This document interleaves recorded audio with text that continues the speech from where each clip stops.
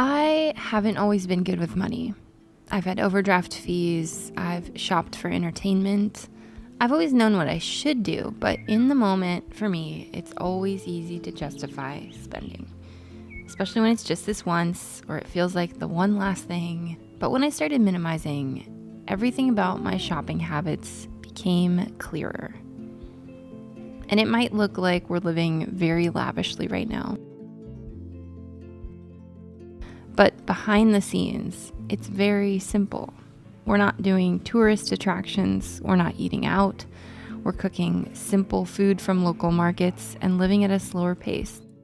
We're staying in modest homes and not in vacation ones, and saving far more than we ever did before. Travel for us right now is an investment in our work, in our skills, in the education of our children. But it also has given us the opportunity to live well below our means. And for the first time, it feels aligned. We're finally spending intentionally.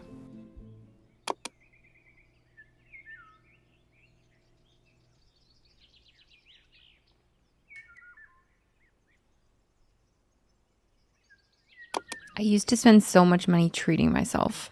The $7 matcha, the eating out when life felt chaotic, hair, nails, skincare, appointments, all in the name of doing something nice for myself. But it became a trap, and an expensive one at that. I remember driving home from a massage one day thinking, I'm not any happier right now. I'm not less stressed than I was a year ago before I started getting massages. It's not that any of these services are bad, but I realized that I wasn't actually solving anything in my life. I was just managing the symptoms of a life that felt too full. So I canceled the appointments, and instead I created some downtime in my schedule. And here's what I found. Taking walks, sleeping well, slowing down, eating simple food, especially outside. The things that make me feel good are often free. But we've been trained to believe that self-care is something you can buy, something you can outsource, something you have to schedule. When really, it's something you just have to tune into for yourself.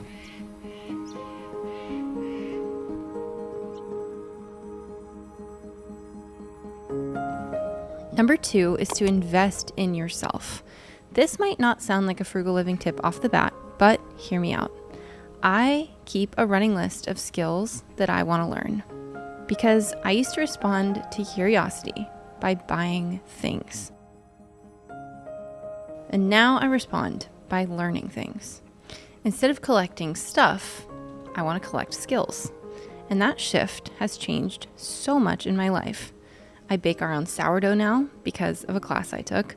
I don't buy snacks or crackers, and I think that alone saves our family thousands of dollars.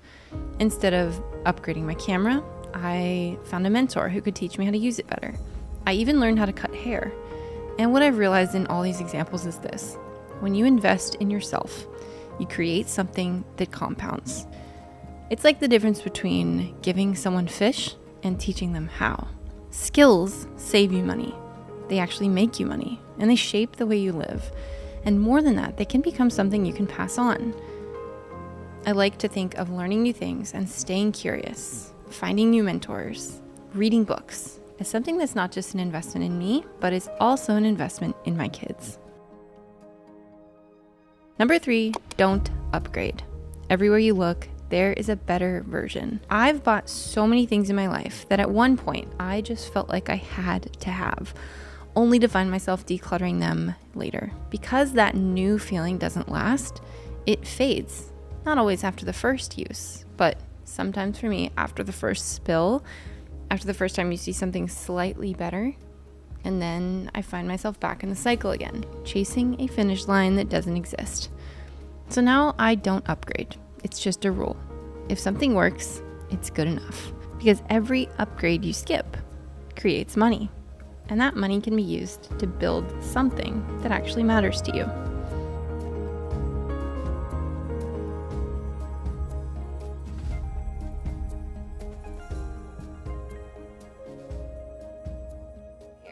I just had an outdoor shower. Sorry for the wet hair. It felt so good. Nothing like a outdoor shower. right? So nice. So the next rule is kind of silly, and it's this. If it's just one bad day, save the money. When I started minimizing, and then I started getting a little more like non-judgmentally reflective with myself about where I was spending money, why I was spending money, what were the patterns that were coming up as to when I'd be hitting checkout on my cart. And this is what I found. Often, and I mean like 99% of the time, it was in a chaotic moment. I would be trying to throw money at a problem. Like I would try to fix things by spending money. And here's the thing, not everything can be made better with money. And it especially can't be made better with spending. Not every inconvenience needs an upgrade. And even if you do upgrade, what I've found is that it often doesn't make it any better. The hard things in life, the hard days, and often, you know, you think in your mind when something's like going on and you're having a hard time that it's going to be a full day, but often it's just a moment and the moments pass. And so when you can start to live by this rule, I find that it not only helps me save money, but it also allows me to just accept things and like be a little more calm in the moments when they are hard. Like for example, with flying. I don't like flying on airplanes, but traveling with our kids right now, it's one hard day that we have to have in order to get to the places we want to go. So the me before, what I would do when we were flying is like buy stuff to have the day be more fun. Whether that was like special coloring books or entertainment for the kids or even upgrades to our seats to like make it just a little bit better. I would also always like impulsively eat on those days, like buy food in addition to the food we already brought just to like pass the time, magazines, whatever. Coffees, matchas, like any type of treat yourself stuff would always happen on those hard days. And just contrasting with the way we're traveling now, which is just trying to make the best of the hard days, meaning like on the plane, I think I'm just more embracing like, okay, this isn't my favorite day, but I'm not going to spend money to fix it. It kind of just makes me settle into this almost like silly energy of like, this is a hard day, but what we're going to do is just get through it. And I find that I'm not so frantic, like fighting it. I'm more just letting it be. And that in of itself is not necessarily fixing it, but it's definitely changing the way the experience unfolds for me. And I've never really encountered a life hack or a rule that maybe this is personal to me again, but like so easily allows me to kind of snap out of it when I get flustered and into my old impulsive habits. Or even I was thinking about it when I gave birth to my last child, the birth that I had with him, it was more painful than I was thinking it would be. I had a home birth and it was my second one. And so I thought I had the whole thing dialed, and I just kept reminding myself, like, even as the contractions were harder than I thought they were going to be, I was like, it's one bad day, you know, it's going to be fine. And it was. I thoroughly enjoyed my birth, gave birth to a beautiful baby, and I don't think one hard day should keep you from doing the things you really want to do, living the way you really want to live, going the places you really want to go. And it certainly shouldn't make you impulsively spend money in a way that you regret either. The next rule is to become a creator, not just a consumer.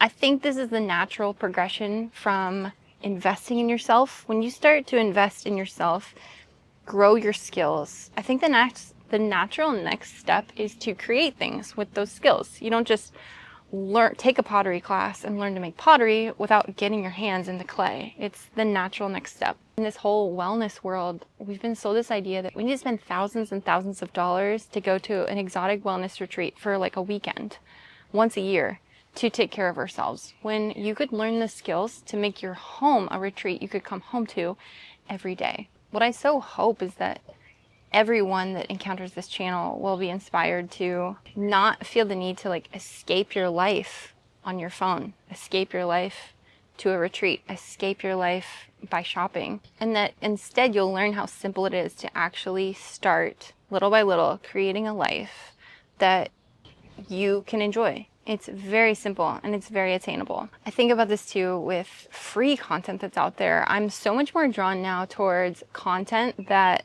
equips me with skills that then inspires me to create. So whether it's like parenting, and there is so much free content out there now that can teach me how to be a better parent and that I can put into practice right now, like right after I stop watching the video, or that teach me skills about how to live a simpler life or to grow food or to make better YouTube videos. And the important distinguisher here with this creator versus consumer, it's not that you stop learning. It's that you take the things you're learning and you put your hands to them. You do something with them. You take a risk and you try it.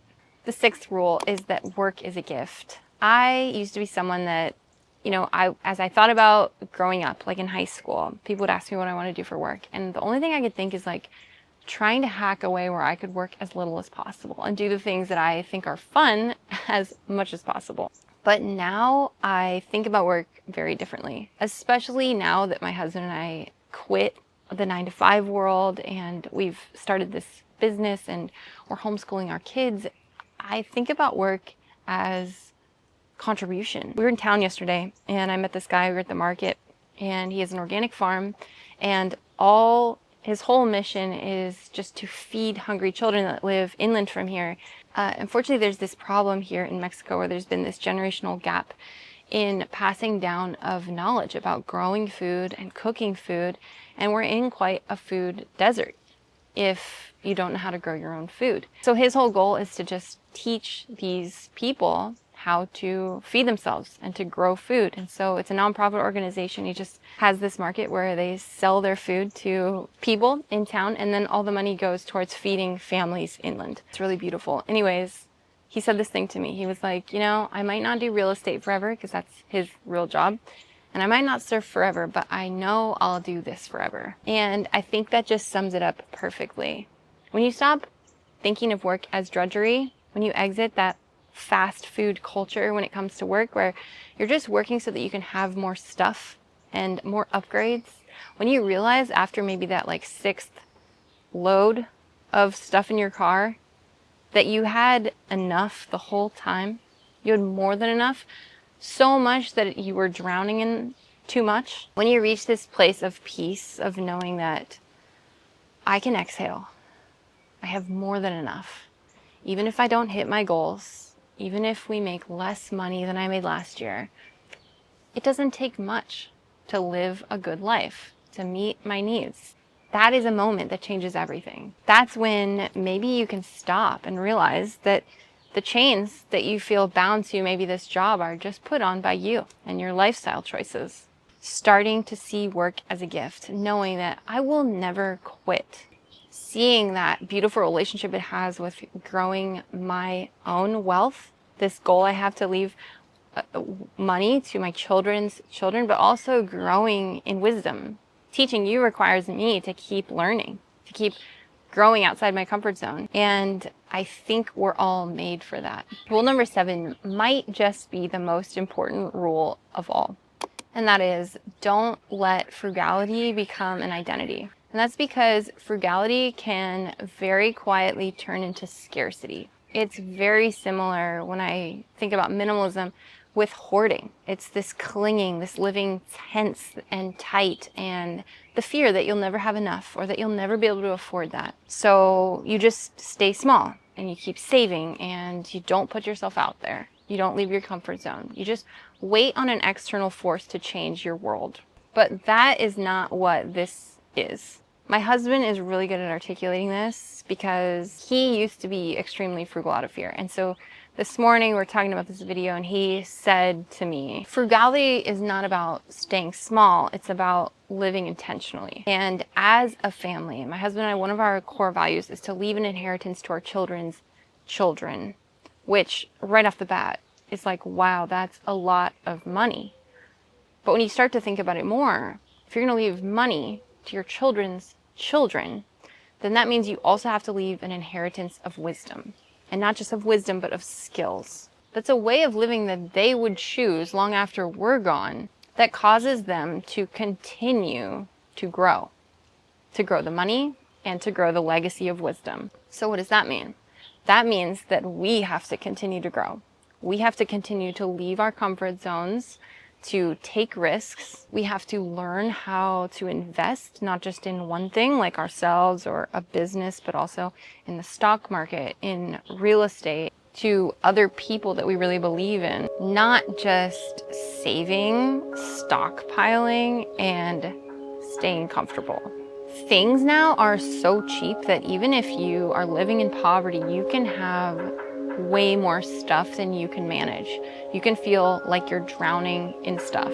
So learning how to be wise, learning how to be intentional, living from a place where your nervous system is regulated enough to take risks, to put yourself out there, to have the capacity for that, to have that like childlike wonder and excitement about life and learning. That requires building a life where you have margin and space and time to think, not just running around like a TaskRabbit all day getting stuff done. If you enjoyed this video, it might seem small and insignificant, but something you can do that would really help would be just to like this video. It means that at least one other person will hopefully see this video, and maybe their life and their finances will be improved by it too. Thank you for spending this time with me today. All the best to you and your family, and we will see you